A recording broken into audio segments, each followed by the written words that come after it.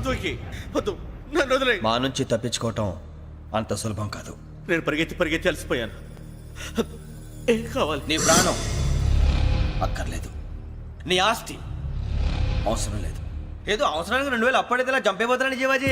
ఆయన అప్పు తీసుకున్న తప్పించుకుని తిరగాలి కానీ ఆపేసి మీకు అక్కడ పెట్టండి. కొత్త అప్పు ఇవ్వకూడదని. ఇదిగో వెంకీ, కావాలంటే నీకు ఇచ్చిన పాత బాకీ మర్చిపోతాను, నన్ను వదిలే. మీరు మమ్మల్ని వదలనా? మేము మిమ్మల్ని వదలలేమండి. మీ దగ్గర అప్పు తీసుకున్న నిజం మమ్మల్ని నీలా వెంటాడుతుంది. అందుకు నన్ను ఎంత ఆడుతున్నారా? నన్ను అంతగా అయిపోలేదు. ఉండి లేదంటే మొత్తం లేకుండా పోతారు. ఇప్పుడు మీకు ఇస్తే జరిగేది అదే. ఇస్తే ఇవ్వండి, లేకపోతే మానేయండి, అంతేగాని శుక్రవారం పూట అశుభ మాటలు మాత్రం ఆడకండి. శుక్రవారం లేదు, శనివారం లేదు, అసలు వడ్డీ వ్యాపారమే చేయడం లేదా? జీవాజీ, డిస్కషన్స్ అనవసరం. ఇప్పటికి 18,000 ఇచ్చారు, ఇంకో 2,000 ఇస్తే 20,000 రౌండ్ ఫిగర్ అవుతుంది. 2 రోజులు తిరిగి ఇచ్చేస్తాం. వీళ్ళకి ఇప్పుడు దాకా ఇచ్చింది 14,000 కదా, 18,000 అంటాడేమిటి పెచ్చనాయాలు? పడ్డాడు కక్కుర్తాడు. సంగతి వరకు తెలిసి అసలేనయ్యా, ఇదే నేను మీకు ఇచ్చే ఆఖరి అప్పు. మీరు ఇచ్చిన ప్రతిసారి ఇలాగే అంటారు. ఉత్తినే వచ్చిందని తగలేయకుండా ఊరికే వచ్చింది ఏంటి? అబ్బాయి ఏం లేదండి. జాగ్రత్తగా ఉపయోగించి పైకి రావాలయ్యా. సరే, ఈ 2,000తో 20,000 సంపాదిస్తారు. అదే కూర్చొని ఆలోచిస్తాం. ఆ జీవగాడు ఎప్పటికైనా జీవితంలో పైకి రావాలంటాడు. రోజు ఇంత పైకి వస్తాం తెల్లడికి. రే, మనం దొరికిన వాళ్ళ దగ్గర అప్పు చేసి తాగెత్తనం. ఇలా ఎన్నాళ్ళు ఇచ్చే వాళ్ళు ఉన్నన్నాళ్ళు తెలిసిన వాళ్ళందరూ అయిపోయారు, ఇంకెవరు మిగిలారా? అందుకే నేను ఎప్పుడూ అంటూ ఉంటాను, సర్కిల్ బెంచ్ మని ఒక రెండో పెంచుకుందామన్నా ఎవడు కోఆపరేట్ చేయట్లేదా? మనం చూస్తేనే జంప్ అక్కడ. అరే వడ్డీ ఎంతైనా పర్వాలేదు, అప్పు ఏంట్రా అంటే ఒకరి ముందు రాడే. ముందుకు వస్తే వాళ్ళు వెనక్కి వెళ్తారని భయం. భయం భయం భయం, ఎక్కడ చూసినా భయం. ఎన్నాళ్ళు భయం? మనల్ని చూస్తే మనకే పరమ అసహాయం చేస్తుంది. మనకే కాదు, ఊళ్ళో వాళ్ళందరికీ కూడా అదే ఫీలింగ్. అందరూ డిగ్రీ 3 సంవత్సరాలు చదివి పాస్ అయితే మనం 6 సంవత్సరాలు చదివి పాస్ అయ్యాం. మరి ఉద్యోగం ఎవడి? ఉద్యోగాలు ఇవ్వక, అప్పులు ఇవ్వక, తాగేది ఎలాగా, బతికేది ఎలాగా? అరే మనం మాత్రం మనుషులం కాదా? మనకి కోరికలు ఉండవా? ఇప్పుడు మనం ఆలోచించాల్సింది అది కాదు, రేపటికి ఎవరిని చంపాలి. కాలనీలో ఎవరు సార్?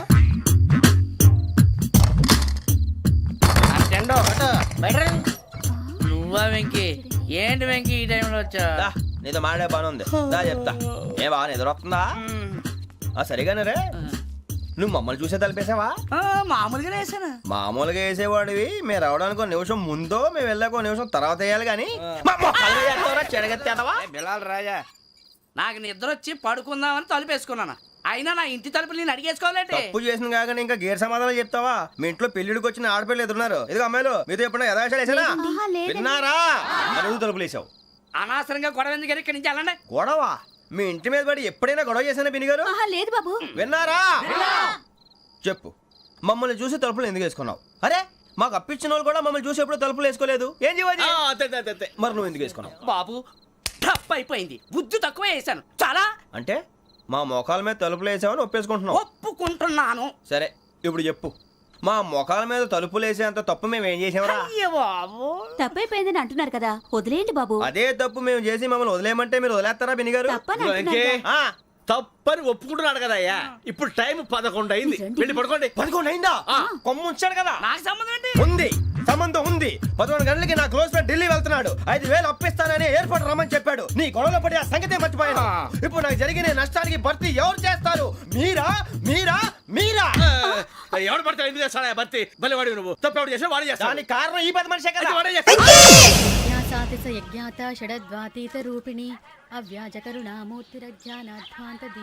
బీరు రమ్ము కలుపుకూడదు, తలకే పట్టేసింది. ఏంటే చదువుకుంటున్నావా? చదువుకో. దేనైనా వెనక్కి తీసుకురావాలం కానీ పోయిన కాలం వెనక్కి తీసుకురావడం ఎవడి వల్ల కాదు. టైం విలువ గురించి నువ్వు మాట్లాడడం. నువ్వు ఎలా పోతే నాకెందుకులే. ఏమ్మా నీ పూజ అయిందా? తలకే పట్టేసింది, కాస్త మజ్జిగుంటే ఇవే. మా నాయనే అందరూ పొద్దున్నే లేచి టీలు కాఫీలు అడుగుతుంటే నువ్వు మాత్రం మజ్జిగ అడుగుతున్నావురా. కాఫీలు టీలు తాగే స్టేజ్ వాడు ఎప్పుడో దాటిపోయాడు. రాత్రి తాగింది దిగాలంటే మజ్జిగే తాగాలి. నువ్వు తల దించుకోవడం ఎందుకురా? నీలాంటి యదవనగానందుకు నేనే దించుకోవాలి తల. రాత్రి సుబ్బారావు గారి ఇంటి మీద గొడవకి వెళ్ళేవంటగా. అలా చెప్పాడు మీకు? ఏ మళ్ళీ గొడవ కెడతావా? నీ దెబ్బకు భయపడి రాత్రి తలుపులు తీసి పడుకున్నారంట. తెల్లారగా టైంట్లో దొంగలు పడ్డారు. ఆడింట్లో ఉందిలేండి, పట్టుకుపోవడానికి అక్కడ కూతురు తప్ప.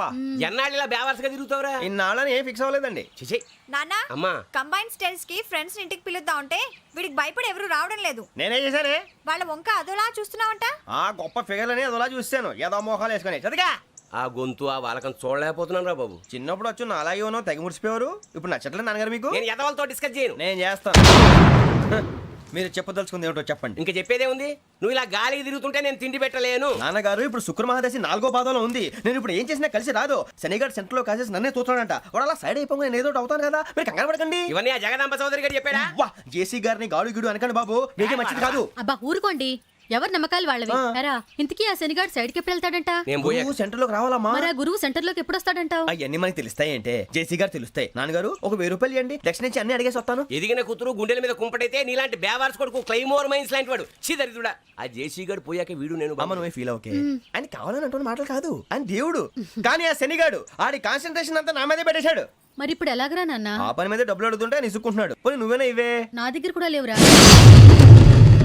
తెలుగు భాషలో నాకు నచ్చని ఒకే ఒక్క పదం లేదు.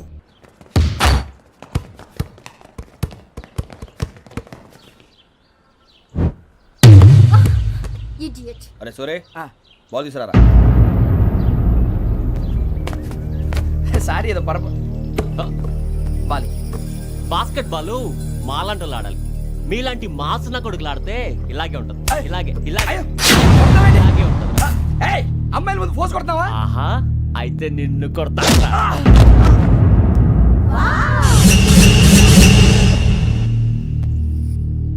వాడు అమ్మాయిలు ఉన్నారని చూడరా ఎరా రెచ్చిపోతున్నాడు. బాస్కెట్ బాల్ మీ వాడి ఆట కానీ మీలాంటి మాసోళ్ళు ఆడే ఆట కాదు అంటున్నాడు రా. రే ఇంత ముందు 2-3 సార్లు కూడా ప్రతి విషయంలో జోక్యం చేసుకుని మన వాళ్ళు కొడుతున్నాడు రా. వాడిని ఏదో ఒకటి చేయాలరా, వాడిని వదలొద్దు.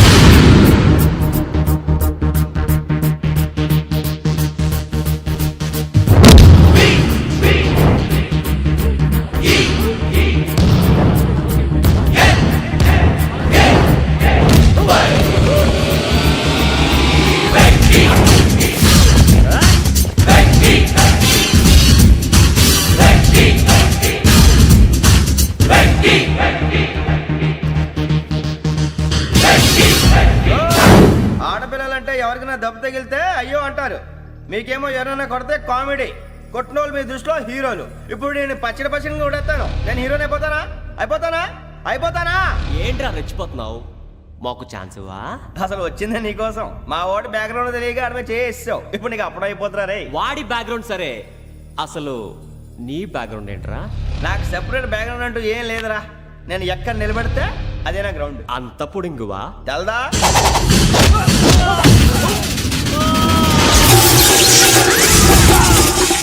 ఎవ్వా మన మామిడి కొట్టినప్పుడు వావ్ అన్నారు, ఇలాగే ఉంటుంది.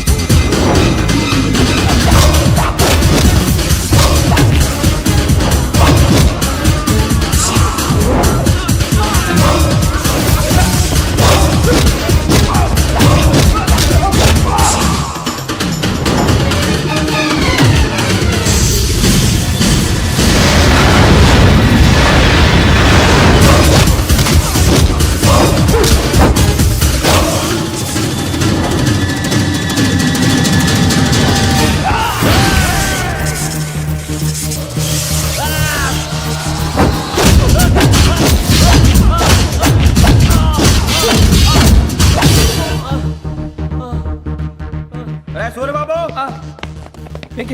ఇందాక నేను కొట్టినప్పుడు నీకే అనిపించిందిరా? కుమ్మేయాలనిపించింది. మరి కుమ్మే. అమ్మో కుమ్మో. రేయ్ నిన్ను అమ్మాయిని గుడ్డలు పట్టుకొని కొడతాను. అలా కొడితే ఏ తగ్గుతుందిరా ఆడికి? అసలే ఎక్సైజ్ బాడీ ఏదవుది. తప్ప చెప్తాను, కొడితే మడతడిపోవాలి. మాస్తో పెట్టుకుంటే మడతడిపోద్ది. ప్రపంచంలో ప్రతి వాడు ఏదో పని చేసుకుంటున్నాడు, మనం తప్ప. మా కాంట్రాక్టర్ తో చెప్పి పని ఏదైనా ఇప్పించరా? ఎలాంటి పనులు మేము చేయం. డిగ్రీలు బిఏ, నేను ఎంఏ. ఇలా ఇచ్చాడేంట్రా?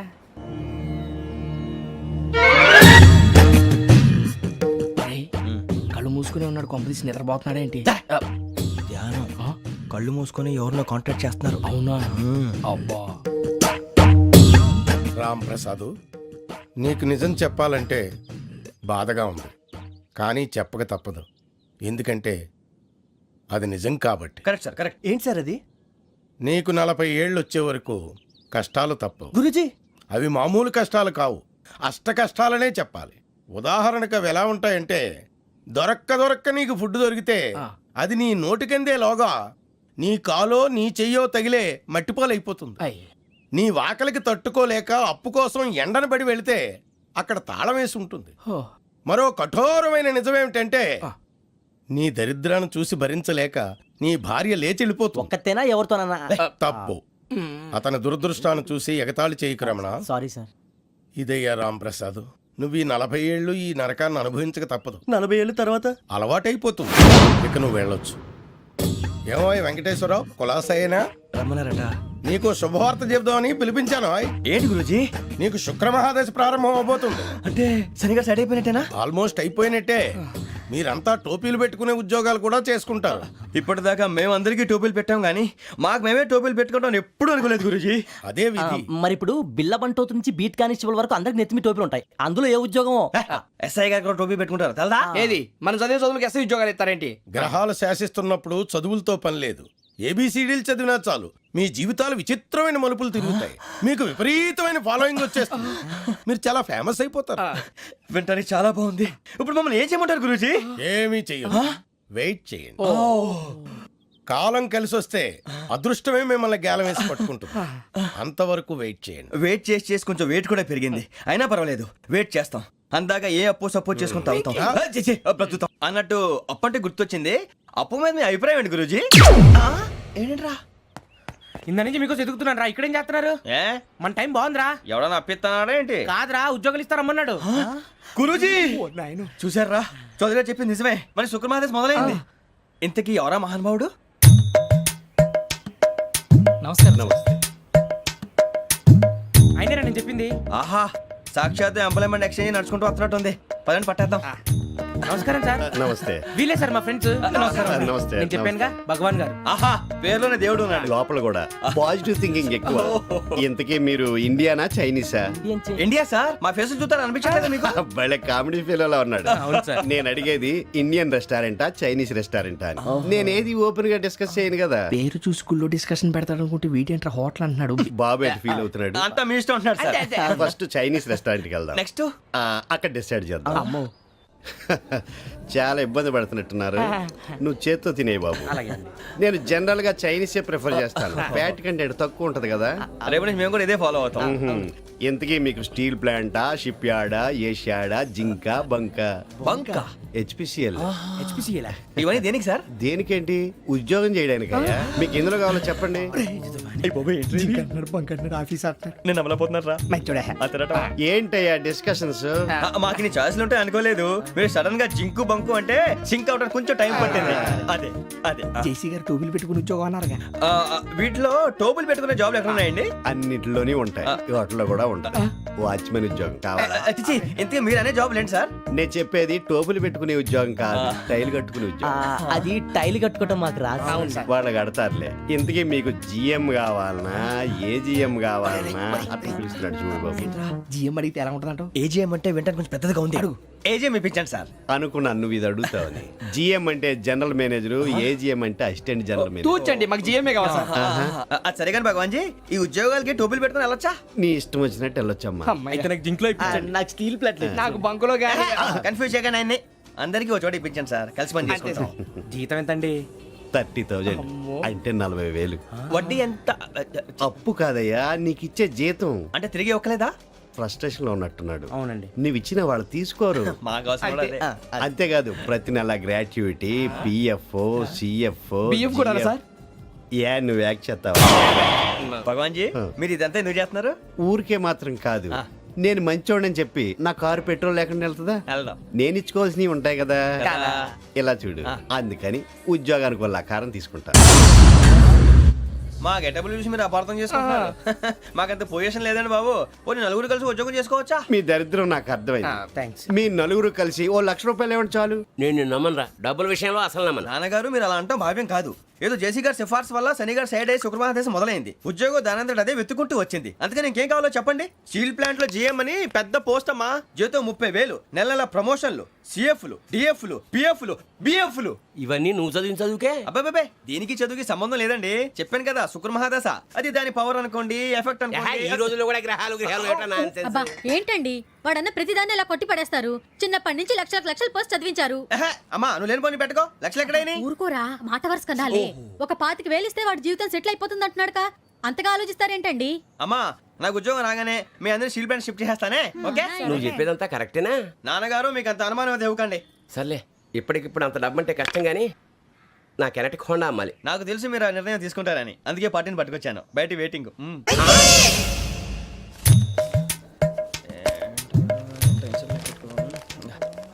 ఇవిగోండి. భగవాన్ జీ మీతో నాకు కుదరదండి, మీరు తేడా మనుషుల్లా ఉన్నారు. చూడటానికి అలా కనపడతాం కానీ తేడా మనుషులు కాదండి. ఇది ఎంతో లెక్క పెట్టండి. 5,000 తగ్గిందండి. ఆ విషయం నాకు ముందు చెప్పాలి కదా, ఇది తేడాతనం కదా. సర్దుబాటు కాక జరిగిన పొరపాటు. మా దరిద్రం మీకు తెలియదు కాదు. మీ ప్రాబ్లమ్స్ నాకు అనవసరం అండి. ఇప్పటికే మీ మూలంగా 3 లక్షల బొక్క తెలుసా. మీరు ఫేస్ అంత చిరాగ్గా పెట్టకండి. రే ఆ గొలుసేవరా, తొందరగా ఎవరా, ఆయన కోపం వస్తుంది. ఇదిగో తీసుకోండి. తీసుకోండి ప్లీజ్. భగవాన్ గారు తీసుకోండి సార్ ప్లీజ్. భగవాన్ గారు మీ కోపం తగ్గిందా? కోపం కాదు వెంకటేశ్వరరావు గారు, ఎందుకో మోసాన్ని భరించలేను, అది నా బలహీనత. ఇవన్నీ వదిలేయండి, ఇంకోసారి పొరపాటు జరగదు. మేము ఎప్పుడు జాయిన్ అవ్వాలో చెప్పండి, కొత్త బట్టలు కొనుక్కోవాలి. మీరు ఆ పనిలో ఉండండి. పొద్దున్నే గుడికి వెళ్ళి 9:30 కల్లా, మొన్న వచ్చారే ఆ ఆఫీస్కి వచ్చేయండి. మీ అపాయింట్మెంట్ ఆర్డర్స్ రెడీగా ఉంటాయి. 8:30కి వచ్చేస్తాం. మీరు వచ్చిన వాళ్ళ తలుపులు తీరు. మీ కంగారు నేను అర్థం చేసుకోగలను. ఇంతకాలం పని లేక స్తంభించిపోయిన మీ జీవితాలు ఇక నుంచి వేగం పుంజుకుంటాయి. ఆయన ఉన్నారా? ఎవరు? భగవాన్ గారు. మీరెవరు? ఆయన క్లోజ్ ఫ్రెండ్స్. సరే లోపల రండి. పదా సార్ వీళ్ళు భగవాన్ క్లోజ్ ఫ్రెండ్స్ అంటారు. సరే నువ్వు వెళ్ళి నేను మాట్లాడతా. సార్ మీరంతా భగవాన్ స్నేహితులా? అవును, అలాంటి స్నేహితులు ఉన్నందుకు గర్వపడుతున్నాం. సరే ఏంటి సంగతి? ఏముంది, మా అపాయింట్మెంట్ ఆర్డర్ చేస్తే పట్టుకులు చేరిపోతాం. ఈ రోజు గురు పౌర్ణమి, మంచి రోజు. అపాయింట్మెంట్ ఆర్డర్ ఏంటి? మీకు అందాల్సి నీకు అందనట్లేదు. ఏంటది? ఏంటంటావేంటి? ఒక్కోడు 25,000 ఇచ్చాం. భగవాన్ గారి హెల్పింగ్ నేచర్ కాబట్టి తక్కువ రేటుకి ఒప్పుకున్నాడు. ఇంతకీ ఇది ఏ ఆఫీసో మీకు తెలుసా? తెలుసుకోవాల్సిన అవసరం మాకు లేదు, కానీ చెప్పాల్సిన అవసరం మాకుంది. యాంటీ కరప్షన్ బ్యూరో అంటే అవినీతి నిరోధక శాఖ. లంచం తీసుకోవటమే కాదు, ఇవ్వటం కూడా నేరం. మీ భగవాన్ గారు ఒక 420. మా బాబుకి ఎన్ని తిట్లు వచ్చిన విషయం నిన్నే తెలిసింది నాకు. ఇంతవరకు మా బాబు నా ఒట్టుమే చేయలేదని మీ అందరితో గర్వంగా చెప్పుకునేవాడిని. First time man handling record 5,000 తక్కువ నా గోల్ చెలుగు లాగేస్తున్నాడు. అరే కోపడకండి రా, వాడు ఇక్కడే దొరుకుతాడని మా ఫ్రెండ్ చెప్పాడు. తొక్క దొరుకుతాడు. మీకు జింక్ లో కావాలనా, బంక్ లో కావాలనా, స్టీల్ ప్లాంట్ లో కావాలనా, షిప్ యార్డ్ లో కావాలనా? అంటే ఎక్కడ పడితే అక్కడ ఇప్పిస్తారా సార్? ఎక్కడ పడితే అక్కడ, ఎలా కావాలంటే అలా చేసుకుందాం, ఇబ్బంది ఏమీ లేదు. ఆపరేషన్ లో కావాలనా? అవి గేమ్స్ కదా సార్. ఆ స్పోర్ట్స్ కోటా లేవయ్యా. ఏమైంది సార్? ఉద్యోగాలు ఇప్పించమని ఎంట పడుతున్నారు. నువ్వు టచ్ లో ఫోన్ చేయ.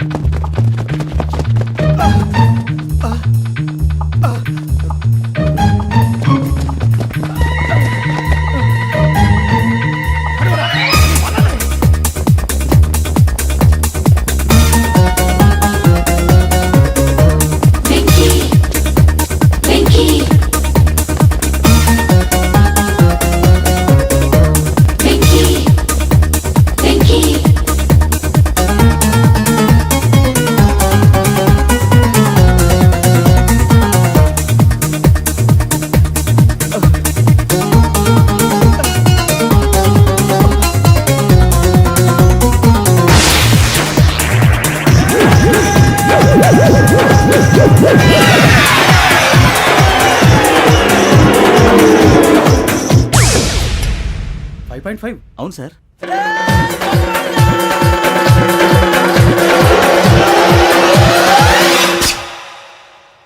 గ్రేట్.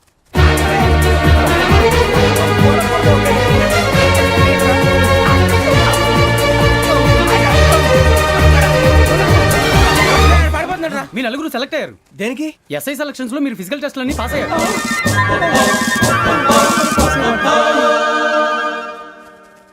కానీ మేము అప్లై చేయలేదు సార్. అప్లై చేయలేదా? చేయి వదలకండి సార్, కాలు పట్టుకోవాల్సి వస్తుంది. రాగరాకు వచ్చిన అవకాశం. సరే, మీరంతా డిగ్రీలు పాస్ అయ్యారా? ఎప్పుడో. ఓకే, ఇప్పుడు అప్లై చేయండి. Thank you sir. నేను మేనేజ్ చేస్తాను. Thank you sir. మీరు రిటర్న్ టెస్ట్ ప్రిపేర్ అవ్వండి. అలాగే సార్. All the